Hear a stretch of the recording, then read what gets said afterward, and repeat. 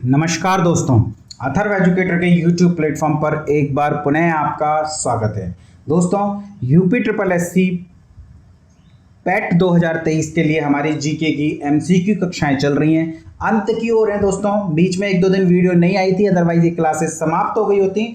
चलिए कोई नहीं, आज हम प्रश्न संख्या 601 से 650 इस वीडियो में देखेंगे और कल मैं आपके लिए दो वीडियो लेकर के आऊंगा, एक 650 से 700 प्रश्न की और एक मैं 700 से 764 प्रश्न, और 764 प्रश्नों के साथ हमारी ये ज्योग्राफी का एमसीक्यू बैच समाप्त हो जाएगा। इसके बाद हम अपने दूसरे सब्जेक्ट पर चले जाएंगे। संभवतः परसों से हम जो है अपनी दूसरे सब्जेक्ट की क्लासेस प्रारंभ कर देंगे। दोस्तों, इसके साथ ही चैनल पर आरओ की हिंदी की क्लासेस लगातार चल रही हैं, मतलब प्रारंभ हो चुकी है। दूसरा वीडियो है तो लगातार चलेंगी भी, तो आप आज दूसरा वीडियो आएगा तो आप उस वीडियो ने भी जरूर देखिएगा यदि आप आरओ की परीक्षा में भागीदारी करने जा रहे हैं। और साथ ही आज से थ्योरी की क्लासेस भी चैनल पर प्रारंभ हो रही हैं। 2-3 क्लासेस थ्योरी की आया करेंगी दिन में, हालांकि एक ही सब्जेक्ट को पकड़ेंगे, जल्दी जल्दी हम उसे समाप्त करेंगे। आप देखेंगे कि आज ही आपको 3 क्लासेस मिलेंगी। तो जो भी यूपी आरओ की तैयारी कर रहे हैं, साथ ही यूपी पीएससी की तैयारी कर रहे हैं, पैट की तैयारी कर रहे हैं, यूपी पुलिस की तैयारी कर रहे हैं, या Bihar police, Rajasthan police, Delhi police या किसी भी अन्य एग्जाम के साथ जुड़े हुए हैं जिसमें हिस्ट्री आता है, वो उन क्लासेस को जरूर कीजिएगा। दोस्तों, आप देखेंगे कि एक मेजर डिफरेंस है इन क्लासेस में और दूसरी क्लासेस में। नोट्स का जो स्तर है वो बहुत ज़्यादा बेहतरीन आपको मिलेगा। नहीं पसंद आए बिल्कुल मत कीजिएगा, 1-2 क्लासेस आप जो है करके तो देखिए, डेमो के तौर पे करके देखिए। यदि नहीं पसंद आए तो आपको मैं जबरदस्ती तो बुला के ला नहीं पाऊंगा ना। दोस्तों, चलिए फिर प्रारंभ करता हूं आज का सेशन प्रश्न संख्या 601 पर। उससे पहले यदि अभी तक आपने चैनल को सब्सक्राइब नहीं किया है तो प्लीज चैनल सब्सक्राइब कीजिए और सेशन पसंद आए तो वीडियो को लाइक भी कीजिएगा। चलिए, प्रश्न संख्या 601 है। 2011 की जनगणना के अनुसार भारत का सर्वाधिक साक्षर राज्य कौन सा है? तो भारत का सर्वाधिक साक्षर राज्य कौन सा है? दोस्तों, भारत का सर्वाधिक साक्षर राज्य है केरल। भारत का सबसे ज्यादा पढ़ा लिखा राज्य कौन सा है? तो वो है दोस्तों केरल। 2011 की जनगणना के अनुसार भारत के निम्नलिखित किस राज्य में अनुसूचित जाति की जनसंख्या 0 है? यानी वहां पर जो है एससी है ही नहीं। किस राज्य में बिल्कुल भी एससी नहीं है? केरल में है दोस्तों, सिक्किम में भी है, असम में भी है, लेकिन नागालैंड में एससी जाति, अनुसूचित जाति नहीं पाई जाती, शेड्यूल कास्ट नहीं पाया जाता। नागालैंड इस प्रश्न का क्या हो जाएगा? उत्तर हो जाएगा। चलिए, अगला है, निम्नलिखित में से जनसंख्या के मामले में भारत का कौन सा पड़ोसी देश सबसे छोटा है? देखिए, जनसंख्या के मामले में भारत का सबसे छोटा पड़ोसी देश कह रहे हैं। पड़ोसी जब भी लिखा होता है तो दोस्तों श्रीलंका और मालदीव भी शामिल कर लिए जाते हैं, हालांकि वो बाउंड्री शेयर नहीं करते। और पड़ोसी पूछा गया है तो नेपाल, अफगानिस्तान, बांग्लादेश और मालदीव में से सबसे जनसंख्या के मामले में सबसे छोटा कौन सा हो जाएगा? मालदीव। भारत के साथ सबसे ज्यादा जनसंख्या किसकी लगती है? बांग्लादेश की। और सबसे कम किसकी लगती है? अफगानिस्तान की, केवल 80 किलोमीटर की, और वो भी पीओके से, पाक ऑक्यूपाइड कश्मीर से। जबकि जनसंख्या के मामले में यदि सबसे छोटा देश पूछा जाए तो वो कौन सा हो जाएगा दोस्तों? वो हो जाएगा मालदीव। चलिए, अगला है, भारत की जनसंख्या में ऋणात्मक वृद्धि दर किस दशक में दर्ज की गई? अच्छी बात है दोस्तों, वृद्धि दर जो है ऋणात्मक रह रही है, ये बहुत अच्छे संकेत हैं। हम धीरे धीरे अपनी जनसंख्या पर काबू पा सकते हैं। हालांकि इससे ज़्यादा उत्साहित होने की आवश्यकता नहीं है, लेकिन फिर भी ऋणात्मक वृद्धि दर किस जनगणना में दर्ज की गई थी? तो 1911 से 21 की, जो अभी जनगणना 1911 में हुई थी, 11 से 21 तक, हालांकि 23 आगे अगली जनगणना हुई नहीं है।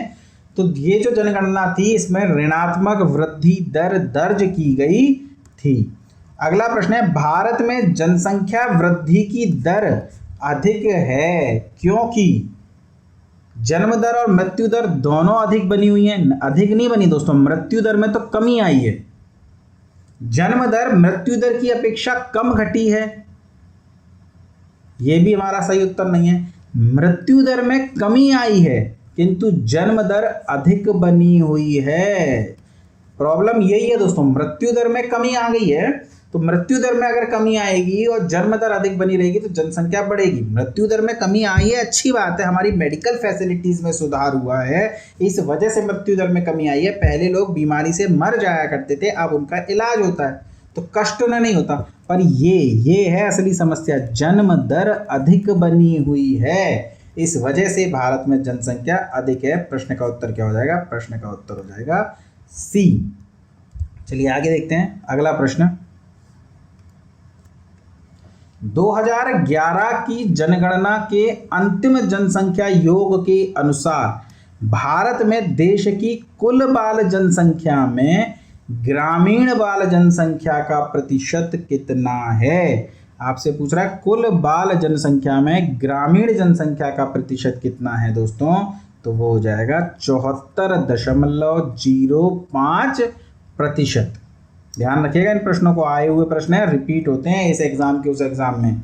निम्नलिखित संघ राज्य क्षेत्रों में से किस एक में महिला साक्षरता दर सर्वोच्च है? देखिए संघ शासित क्षेत्र पूछ रहा है, तो साक्षरता दर कहाँ सर्वोच्च है? केरल में। तो केरल के आसपास कौन सा संघ शासित प्रदेश आता है? या तो पांडिचेरी या लक्षद्वीप। तो आपको ध्यान रखना है कि लक्षद्वीप में महिला साक्षरता दर सर्वोच्च है। चलिए आगे देखते हैं। भारत के निम्नलिखित में से किस राज्य में उसकी कुल आबादी में अनुसूचित जनजाति की आबादी की प्रतिशतता अधिकतम है? यानी परसेंटेज के हिसाब से, प्रतिशतता के हिसाब से एसटी कहाँ सबसे ज़्यादा हैं, आपसे ये पूछा गया है। तो कहाँ पर हैं? मिजोरम में। एससी नागालैंड में नहीं है, ये बात ध्यान रखिएगा, और एसटी मिजोरम में सबसे ज़्यादा है, ये भी आप ध्यान रखेंगे। चलिए अगला प्रश्न है। जनसांख्यिकीय संक्रमण सिद्धांत के अनुसार जनसांख्यिकीय चक्र में तीसरा चरण निम्न द्वारा चिन्हित है। देखिए माल्थस ने जो है जनसांख्यिकीय सिद्धांत दिए थे, तो उसमें तीसरे चरण का क्या मतलब होता है? तीसरा चरण होता है दोस्तों वह जब प्रजनन क्षमता भी कम हो और मृत्यु दर भी कम हो, उसे तीसरा कहेंगे। यानी जन्म दर में भी कमी आ रही है और मृत्यु दर में भी कमी आ रही है। भारत में अभी स्थिति क्या है? मृत्यु दर में तो कमी आ रही है, पर जन्म दर उच्च बना हुआ है, जो कि दूसरा चरण है। जबकि तीसरा चरण कब होगा? जब जन्म दर में भी कमी आ जाए और मृत्यु दर में भी कमी आ जाए, जो कि तीसरा चरण कहलाएगा। चलिए आगे देखते हैं। 2011 की जनगणना के अनुसार भारत का सबसे कम आबादी वाला राज्य कौन सा है? देखिए सर्वाधिक आबादी कहाँ पर है? सर्वाधिक आबादी है उत्तर प्रदेश में। और न्यूनतम जनसंख्या कहाँ की है? तो न्यूनतम जनसंख्या है दोस्तों सिक्किम की। क्षेत्रफल की दृष्टि से सबसे छोटा राज्य गोवा है, जबकि जनसंख्या की दृष्टि से सबसे छोटा राज्य सिक्किम है। अगला है, भारत ने नई राष्ट्रीय जनसंख्या नीति को कब अपनाया था? देखिए भारत के बारे में बात हो रही है। भारत ने नई जनसंख्या नीति को कब अपनाया था? तो वो अपनाया था सन 2000 ईस्वी में। चलिए अगला है, भारत के किस राज्य की नगरीय जनसंख्या का प्रतिशत सर्वाधिक है? देखिए नगरीय जनसंख्या किस राज्य में सबसे ज्यादा है? गोवा, महाराष्ट्र, केरल या मिजोरम? तो गोवा में। गोवा में नगरीय जनसंख्या का प्रतिशत सर्वाधिक है। अगला प्रश्न है, 2011 की जनगणना के अनुसार उत्तर प्रदेश की जनसंख्या भारत की जनसंख्या की कितनी प्रतिशत है? देखिए जैसे प्रश्न आता है भारत की जनसंख्या विश्व की जनसंख्या के कितने प्रतिशत है, तो 17% है। उसी प्रकार प्रश्न आता है कि उत्तर प्रदेश की जनसंख्या, भारत में सर्वाधिक जनसंख्या उत्तर प्रदेश में है और उत्तर प्रदेश से ज़्यादा केवल 4 ही देशों की जनसंख्या है, 5वें नंबर पे आता है उत्तर प्रदेश अगर विश्व में बात कर लें तो उत्तर प्रदेश की जो जनसंख्या है वो भारत की कुल जनसंख्या का कितना प्रतिशत है? आपसे ये प्रश्न पूछा जा रहा है, कितना प्रतिशत है? आंकड़ा ध्यान रखिएगा, 16.16%। चलिए आगे देखते हैं। फैक्चुअल क्वेश्चन है दोस्तों, रटने पड़ेंगे। समझाने वाले मैं आपको पूरे डिटेल से समझाता हूं, लेकिन ये रटने वाले क्वेश्चन है, आपको रटने ही पड़ेंगे। सन 2011 की जनगणना के अनुसार ग्रामीण जनसंख्या का सबसे अधिक अनुपात किस राज्य में है? देखिए ग्रामीण जनसंख्या पूछ रहा है, ग्रामीण जनसंख्या का सर्वाधिक अनुपात किस राज्य में है? तो सबसे ज्यादा ग्रामीण जनसंख्या कहाँ पाई जाती है? वो पाई जाती है दोस्तों बिहार राज्य में। चलिए, भारत का अधिकांश विदेशी व्यापार कैसे होता है? अब कुछ व्यापार से, उद्योगों से रिलेटेड प्रश्न हैं, तो परिवहन से रिलेटेड प्रश्न हैं। भारत का अधिकांश विदेशी व्यापार कैसे होता है? तो ध्यान रखिएगा, भारत जो सबसे ज़्यादा विदेशी व्यापार करता है तो वो जमीन के माध्यम से नहीं करता। जमीन को हटा दीजिए, बाकी समुद्री मार्ग और हवाई मार्ग, सबसे ज़्यादा समुद्री मार्ग से, समुद्री मार्ग और हवाई मार्ग के माध्यम से भारत अपने विदेशी व्यापार का अधिकांश व्यापार करता है। प्रश्न संख्या 616, निम्न में से कौन सा बंदरगाह गुजरात राज्य में स्थित नहीं है? देखिए, गुजरात राज्य में मुख्य बंदरगाह कौन सा है? तो वो कांडला बंदरगाह है, जो कि एक ज्वारीय बंदरगाह है, जिसे दीन दयाल उपाध्याय बंदरगाह के नाम से भी जाना जाता है। इसके अलावा कई छोटे मोटे बंदरगाह हैं, जिसमें से सिक्का बंदरगाह गुजरात में है, मुंद्रा बंदरगाह गुजरात में है, ओखा बंदरगाह भी गुजरात में है। जबकि बात करें यदि हम दिघी बंदरगाह की, तो ये कहाँ स्थित है? ये स्थित है दोस्तों महाराष्ट्र में। तो यही हमारे प्रश्न का उत्तर हो जाएगा, ये गुजरात में स्थित नहीं है। भारत में इनमें से किस बंदरगाह का नाम बदल करके दीनदयाल बंदरगाह रख दिया? दीनदयाल उपाध्याय बंदरगाह कांडला बंदरगाह का नाम है, जो कि गुजरात में स्थित है। बात करें मोरमू गोवा की, तो ये मोरमू गोवा कहाँ पर स्थित है? तो ये गोवा में स्थित है। तूतीकोरिन की बात करें तो ये जो है तमिलनाडु में स्थित है। और कोच्चि एयरपोर्ट की बात करें तो ये जो है आपका केरल में स्थित है। इस कोच्चि एयरपोर्ट को ही अरब सागर की रानी के नाम से जाना जाता है। अरब सागर की रानी, मालाबार तट केरल में स्थित है कोच्चि बंदरगाह। चलिए आगे देखते हैं। भारत में नौगम्य अंतर्देशीय जलमार्ग की अनुमानित लंबाई कितनी है? नौगम्य यानी नाव से पार किया जा सके जिसे, ऐसा अंतर्देशीय जलमार्ग की आपसे पूछ रहा है, अनुमानित लंबाई कितनी है? 14,500 किलोमीटर, 15,600 किलोमीटर, 16,400 किलोमीटर या 12,800 किलोमीटर। तो इसका उत्तर क्या है दोस्तों? इसका उत्तर है 14,500 किलोमीटर। ठीक है दोस्तों, थोड़ी सी टेक्निकल एरर थी, ध्यान रखिएगा। इस प्रश्न का उत्तर क्या हो जाएगा? 14,500 किलोमीटर। टिक नहीं हो पा रहा था। भारत का राष्ट्रीय जलमार्ग 3 नेशनल वाटरवे 3 NW3 के बारे में आपसे पूछा जा रहा है। भारत का राष्ट्रीय जलमार्ग 3 किस राज्य में स्थित है? देखिए, राज्य तो मैं बता देता हूँ, केरल राज्य में स्थित है। आप बताएंगे किस नदी पर स्थित है। हालांकि आपने बताना तो है नहीं, तो जब आप बताना प्रारंभ नहीं कर रहे तो मैं पूछना क्यों बंद कर दूँ? किस नदी पर स्थित है बताइएगा। NW3 किस नदी पर स्थित है? कहाँ से कहाँ तक फैला हुआ है? लोकप्रिय गोपीनाथ बोरदोलई अंतर्राष्ट्रीय हवाई अड्डा कहाँ स्थित है?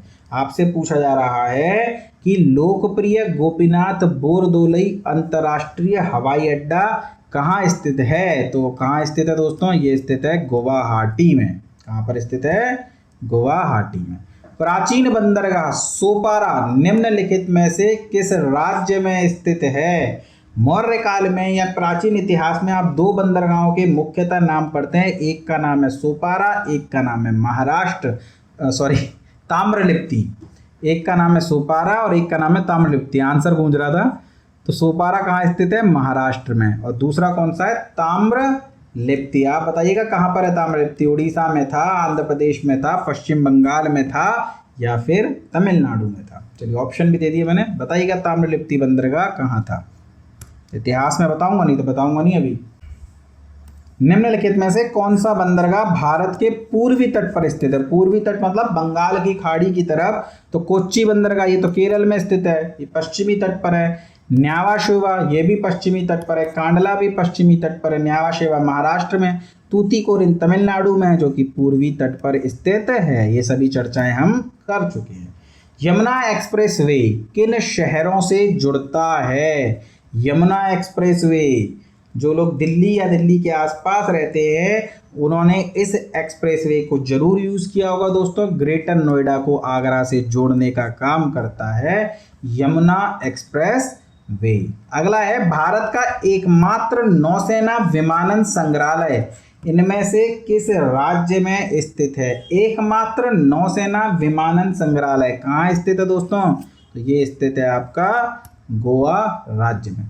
राष्ट्रीय राजमार्ग 66 नेशनल हाईवे 66 को पहले किस नाम से जाना जाता था? देखिए हाईवेज के नाम बदल दिए गए, बड़ी मुसीबत की बात है। पुराने याद नहीं थे, अब नए याद रखो, और पहले किस नाम से जानते थे वो भी याद रखो। जैसे कि नेशनल हाईवे 66 को पहले NH-17 के नाम से जाना जाता था। निम्नलिखित में से कौन सा बंदरगाह भारत के पूर्वी तट पर स्थित नहीं है? देखिए पूर्वी तट की बात हो रही है, तूतीकोरिन पूर्वी तट पर स्थित है। कहाँ? तमिलनाडु राज्य में। पारादीप भी पूर्वी तट पर स्थित है उड़ीसा में। हल्दिया बंदरगाह भी पूर्वी तट पर स्थित है पश्चिम बंगाल में। नदी हुगली नदी पर स्थित ये बंदरगाह है। जबकि कांडला बंदरगाह जो कि एक ज्वारीय बंदरगाह है जिसका नया नाम पंडित दीनदयाल उपाध्याय बंदरगाह है, गुजरात राज्य में स्थित है, यानी कि पश्चिमी तट पर स्थित है। यही हमारे प्रश्न का उत्तर हो जाएगा। दोस्तों प्लीज़ चैनल को सब्सक्राइब कर दीजिए यदि आपने अभी तक चैनल को सब्सक्राइब नहीं करा, और वीडियो देख रहे हैं पसंद आ रही है लेकिन लाइक नहीं ठोक रहे हैं, अच्छी बात नहीं है ना दोस्तों, ये थोड़ा लाइक कीजिए। चलिए, भारत में राष्ट्रीय जलमार्ग 1 नेशनल वाटरवे 1 के अनुसार प्रयागराज हल्दिया मार्ग की लंबाई कितने किलोमीटर है? देखिए आपसे पूछ रहा है NW1 की ये जो लंबाई है ये कितने किलोमीटर है? तो ये 1620 किलोमीटर है। गंगा नदी पर ये जो है नेशनल वाटरवे निर्मित किया गया है। प्रयागराज से लेकर के हल्दिया तक ये नेशनल वाटरवे बनाया गया है जिसे नेशनल वाटरवे 1 के नाम से जाना जाता है। अगला प्रश्न है, यदि आप वीर सावरकर हवाई अड्डे पर उतरते हैं तो आप डैश में हैं, यानी आप कहाँ पर हैं? सीधे सीधे पूछ रहा है वीर सावरकर हवाई अड्डा कहाँ पर स्थित है? तो ये कहाँ स्थित है दोस्तों? ये स्थित है अंडमान निकोबार द्वीप समूह में। सेलुलर जेल में एक लंबा समय बिताया था वीर सावरकर ने काला पानी की सजा के तहत, और उन्हीं के सम्मान में इस एयरपोर्ट का नाम रखा गया है। अगला है, विस्तारा एयरलाइंस टाटा सन्स और किस अंतर्राष्ट्रीय एयरलाइन का संयुक्त उपक्रम है? देखिए एयर इंडिया भी अब तो टाटा सन्स ने दोबारा से ले लिया है, पर उसका एक और एयरलाइन है विस्तारा एयरलाइन। विस्तारा एयरलाइन एक जॉइंट वेंचर है, आपसे पूछा जा रहा है टाटा सन्स के साथ में किसका जॉइंट वेंचर है? तो सिंगापुर एयरलाइंस का। नेताजी सुभाष चंद्र बोस अंतर्राष्ट्रीय हवाई अड्डा कहाँ पर स्थित है? आपसे पूछ रहा है नेताजी सुभाष चंद्र बोस अंतर्राष्ट्रीय हवाई अड्डा कहाँ स्थित है? तो ये स्थित है दोस्तों कोलकाता में।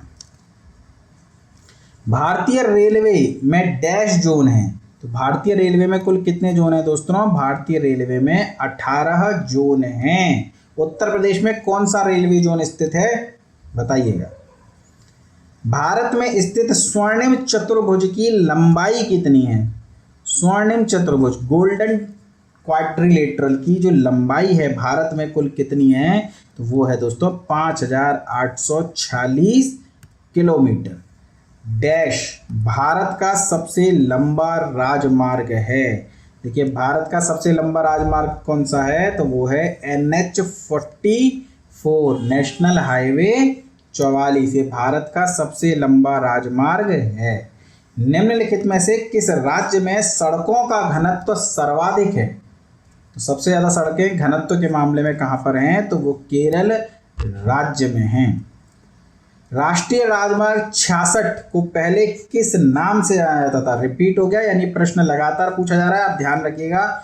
नेशनल हाईवे 66 को NH-17 के नाम से जाना जाता था। NH-17 का ही नाम बदल करके नेशनल हाईवे 66 कर दिया गया है।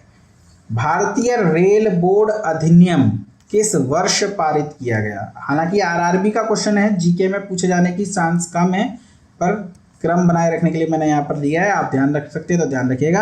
भारतीय रेल बोर्ड अधिनियम 1905 में गठित किया गया था। चलिए सुमेलित करना है दोस्तों आपको। VV गिरी राष्ट्रीय श्रम संस्थान यूपी के संस्थान है, यूपी एग्जाम के लिए महत्वपूर्ण है। तो VV गिरी राष्ट्रीय श्रम संस्थान की बात करें तो ये कहाँ स्थित है दोस्तों, ये स्थित है नोएडा में। भारतीय सब्जी अनुसंधान संस्थान कई बार पूछा गया है यूपी के एग्जाम में, कहाँ पर स्थित है, तो वाराणसी में स्थित है। पंडित दीनदयाल उपाध्याय पशु चिकित्सा विश्वविद्यालय, करंट अफेयर का भी क्वेश्चन था, कहाँ पर ओपन किया गया है, तो मथुरा में ओपन किया गया है। जबकि क्षेत्रीय रेल प्रशिक्षण संस्थान कहाँ स्थित है, तो ये स्थित है गाजीपुर में। तो प्रश्न का उत्तर क्या हो जाएगा, 4, 1, 2, 3। देख लीजिए कहाँ पर दिया गया है, तो ये दिया गया है सी पर। ठीक है, चलिए आगे देखते हैं। सामाजिक वानिकी और पर्यावरण पुनर्वास केंद्र भारत के निम्नलिखित में से किस नगर में स्थित है। आपसे पूछा जा रहा है सामाजिक वानिकी और पर्यावरण पुनर्वास केंद्र कहाँ स्थित है, तो उत्तर प्रदेश में स्थित है दोस्तों, प्रयागराज में स्थित है। चलिए अगला है, भारत के किस राज्य में प्रदेश राजमार्ग की लंबाई सर्वाधिक है। आपसे पूछ रहे हैं, जो नेशनल हाईवेज के बारे में बात नहीं कर रहा है, ये बात कर रहा है प्रदेश राजमार्ग की लंबाई। तो प्रदेश राजमार्ग की लंबाई सबसे ज़्यादा कहाँ पर है, तो ये उत्तर प्रदेश राज्य में ही है दोस्तों, याद रखिएगा ये बात भी। निम्नलिखित में से कौन भारत के प्राकृतिक बंदरगाह हैं। आपसे पूछ रहा है भारत का प्राकृतिक बंदरगाह कौन है, तो चेन्नई ये एक कृत्रिम बंदरगाह है दोस्तों, कोच्चि एक प्राकृतिक बंदरगाह है, जबकि तूतीकोरिन भी एक जो है कृत्रिम बंदरगाह है। तमिलनाडु में 3 बंदरगाह स्थित हैं, जिसमें से चेन्नई और तूतीकोरिन दोनों ही कृत्रिम बंदरगाह हैं, जबकि विशाखापट्टनम जो है ये एक प्राकृतिक बंदरगाह है। तो प्रश्न का उत्तर क्या हो जाएगा, प्रश्न का उत्तर हो जाएगा 2 और 4 यानी कि डी। चलिए, निम्नलिखित में से कौन एक सुमेलित नहीं है, मार्मगोआ या मुर्मुगोआ जिसे कहते हैं, ये कहाँ है, तो ये गोवा में स्थित है। पारादीप आपका ओडिशा में स्थित है, मैंगलोर बंदरगाह आपका कर्नाटक में स्थित है, जबकि मुंद्रा बंदरगाह ये आंध्र प्रदेश में नहीं है दोस्तों, ये कहाँ पर स्थित है, ये स्थित है आपका गुजरात राज्य में। तो फिर यही हमारे प्रश्न का क्या है, उत्तर हो जाएगा। चलिए आगे देखते हैं। पाक्योंग विमानपत्तन कहाँ पर स्थित है। पाक्योंग विमानपत्तन सिक्किम में, जम्मू कश्मीर में, अरुणाचल प्रदेश में या मिजोरम में, तो ये स्थित है दोस्तों सिक्किम में। पारादीप बंदरगाह किस नदी के डेल्टा पर स्थित है, तो पारादीप बंदरगाह के बारे में बात हो रही है, किस नदी के डेल्टा पर स्थित है, तो ये महानदी के डेल्टा पर उड़ीसा राज्य में स्थित है। भारत में सबसे ऊंचाई पर स्थित रेलवे स्टेशन किस राज्य में स्थित है, तो भारत में सबसे ऊंचाई पर स्थित रेलवे स्टेशन पश्चिम बंगाल में है। नाम आप बताइएगा, हालांकि आसान सा है, पता होना चाहिए आपको। पश्चिम बंगाल बता दिया तब तो बता ही सकते हैं। अंतर्राष्ट्रीय सौर संगठन का सचिवालय वर्तमान में किस स्थान पर है। बहुत इंपॉर्टेंट प्रश्न है दोस्तों। एक ऐसा अंतर्राष्ट्रीय संगठन जिसका मुख्यालय भारत में है, परीक्षा की दृष्टि से आपके लिए बहुत इंपॉर्टेंट हो जाता है। कहाँ स्थित है, तो ये स्थित है दोस्तों गुरुग्राम में। कहाँ पर स्थित है, गुरुग्राम में। चलिए, निम्नलिखित में से कौन सा उद्योग बॉक्साइट को कच्चे माल के रूप में प्रयोग करता है। देखिए, बॉक्साइट को कच्चे माल के रूप में कौन सा उद्योग प्रयोग करता है, तो बॉक्साइट किसका अयस्क है दोस्तों, एल्यूमिनियम का अयस्क है कि नहीं है। तो प्रश्न का उत्तर क्या हो जाएगा, प्रश्न का उत्तर हो जाएगा एल्यूमिनियम।